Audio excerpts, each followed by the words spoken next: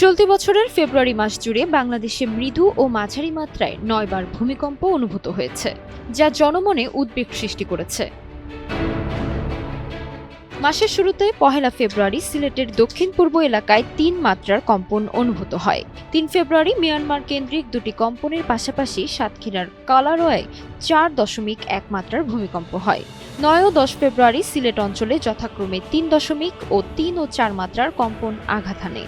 ১৯ ফেব্রুয়ারি সুনামগঞ্জের ছাতক এলাকায় ৪.১ মাত্রার আরেকটি ভূমিকম্পের উৎপত্তি হয়। ফলের নির্যাস ও দুধের সমন্বয়ে পোলার টর্নেডো গ্রিন অ্যাপল আইসক্রিম। মন ভালো থাক। মাত্র ২৬ দিনের মধ্যে দেশের বিভিন্ন অঞ্চলে অন্তত ৯ বার কম্পন রেকর্ড করা হয়েছে।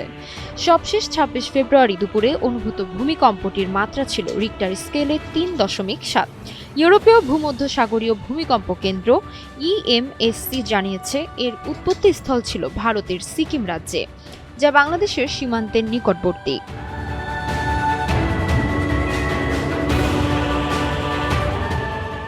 এর আগের দিন ২৫ ফেব্রুয়ারি রাতে ৫.১ মাত্রার একটি মাঝারি ভূমিকম্প আঘাত হানে।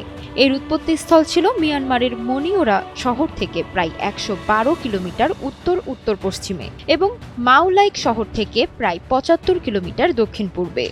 যদিও এসব ঘটনায় বড় ধরনের ক্ষয়ক্ষতির খবর পাওয়া যায়নি, তবে ঘন ঘন কম্পন আতঙ্ক বাড়িয়েছে জনমনে। ভূতত্ত্ববিদ ও বিশেষজ্ঞরা এই ঘন ঘন কম্পনকে বড় ধরনের দুর্যোগের পূর্ব লক্ষণ হিসেবে দেখছেন।